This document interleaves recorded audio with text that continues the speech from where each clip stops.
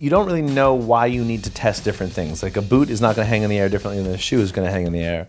But there are intangibles that make the experience different somehow. A lot of what we're doing is trying to figure out which things feel solid in the air, or what is the psychological effect of it. For instance, placing cards in the air, they all hang in the air and it's really beautiful, but it basically looks like slow-mo. So like a boot and a shoe actually do start to feel different because like a boot just feels more massive. We're just checking to see what sort of cool things that we could maybe use later in the video. And that's how we work. We just experiment and play with this stuff until we see something cool. We started playing with magazines, and laptops, and iPads, and books. It was fun to throw back and forth across the aisle like a laptop. You would never see anything like that happen. Other things that seem to be very effective are like, throwing balls at the camera and watching the balls just like float to camera. It's very pretty and elegant. I was up in the front of the plane with our props guy, who's Sergey, and we had this like net full of rubber boots, shirts, scarves, hats, and we went through them kind of in order, and we just one after the other like spun things, flung them, tried to hang them. We had a really, really good time. Today we had our fourth flight. We had some pretty clear objectives for today. We were going to start playing with foods and liquids. So this is sort of like the gross flight. I think we're learning that it'll be better to have darker liquids than lighter liquids because lighter liquids don't really show up as well. And behind us, our props wrangler, Sergey, was playing with the gross liquids like eggs and toothpaste and shaving cream and just stuff that would be really nasty to get on the set at this point.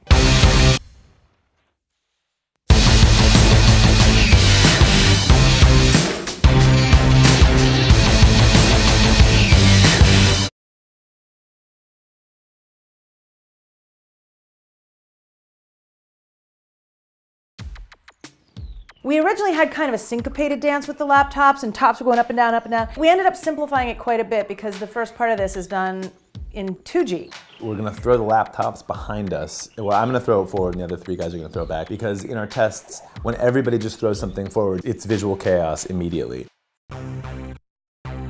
The floating chain in front of us is really dependent on the quality of the 0G.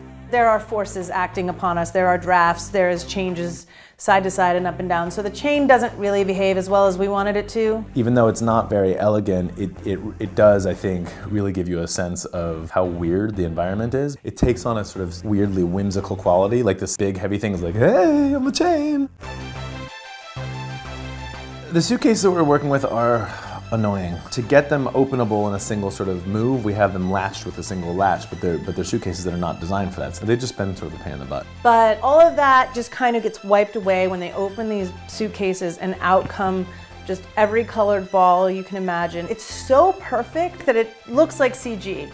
We are actually trying to find ways to make sure it doesn't look like CG, like using furry balls, like tennis balls. There's one sort of rubbery soccer ball that was in the test yesterday, and it made such a huge difference to see something that was very obviously real. It's weird to see something like the basketball or things that are just like very evidently have a texture and a space to them. Basically, I think the more the merrier with the balls, and the more stuff in there that feels really locatable as like a real object, the better.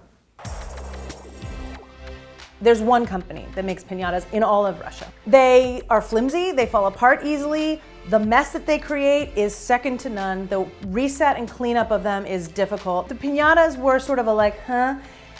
But I think he's gonna steal the show. When that scene 6 comes and that piñata sails through the slit in the curtain, your heart stops for a second.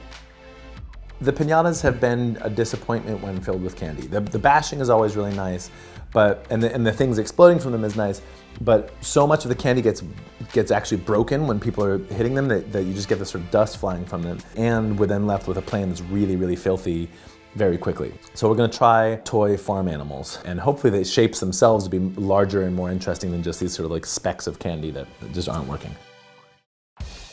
There was some worry along the way that paint wouldn't look that much cooler than water. Or rather, there was a worry that it would look that much cooler than water, because water is really easy to clean up and paint is not. They do look a lot cooler than water.